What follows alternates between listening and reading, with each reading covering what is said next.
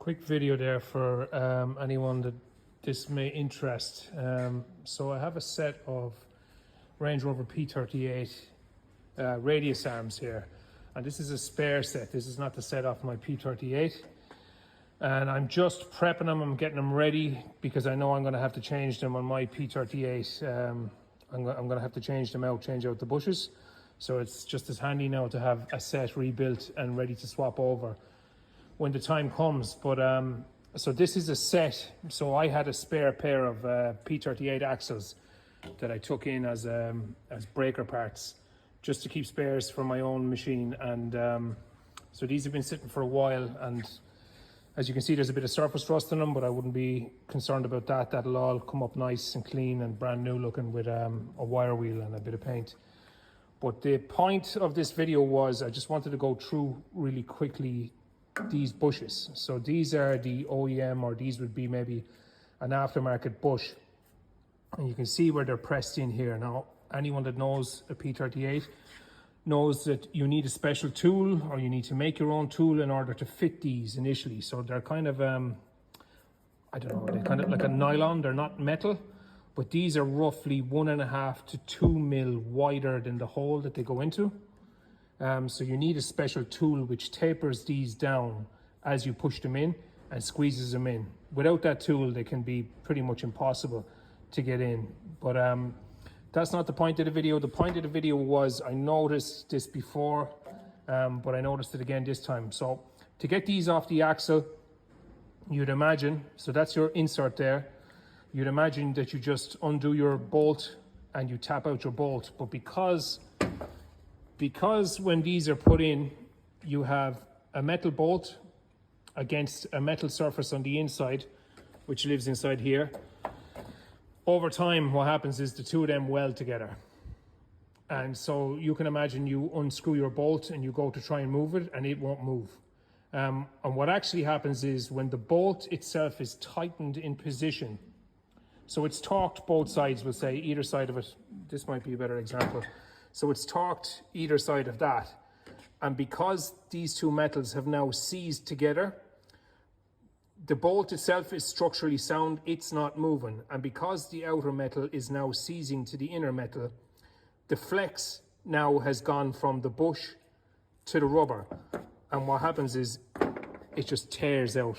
It tears out the inside of the rubber. So with that piece installed in this, to look at that, you'd say, okay, that bush doesn't look bad. I mean, obviously you can see a little bit of damage here on the outside, but you'd say, oh, the inner doesn't look bad. It looks fairly fresh.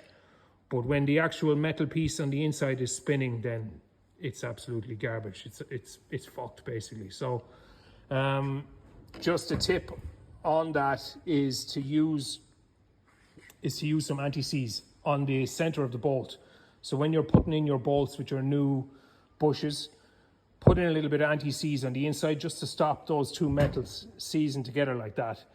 And you may get longer life out of your bushes. I'm going to try it this time anyway. The bushes that I used on my P38, they weren't genuine Land Rover ones. They were kind of a cheaper aftermarket ones. The genuine Land Rover replacements of these, I think, are around 40 euros a piece, times 4 obviously to do them. So they're pricey enough.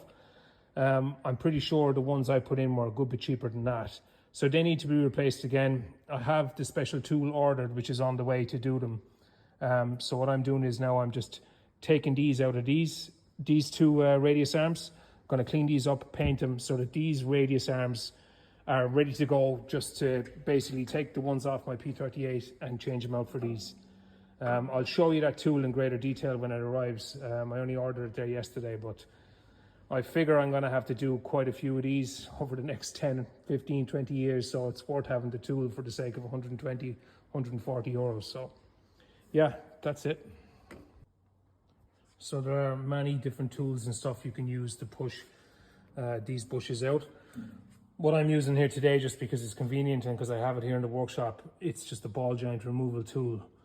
So I've got a plate pressed on top of the bush here, and a kind of a receiving cup at the base, a little bit of uni strut to hold it underneath. And once you put a bit of pressure on this, it doesn't take that much pressure. Once you put a bit of pressure, you'll hear her popping.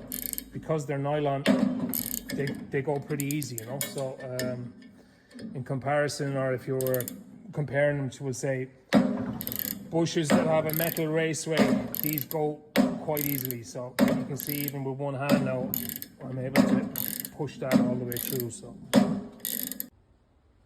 so that's what it looked like before.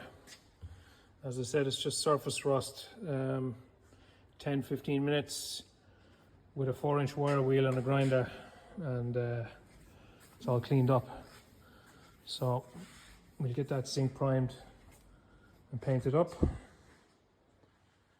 and it'll do for another maybe 10 years.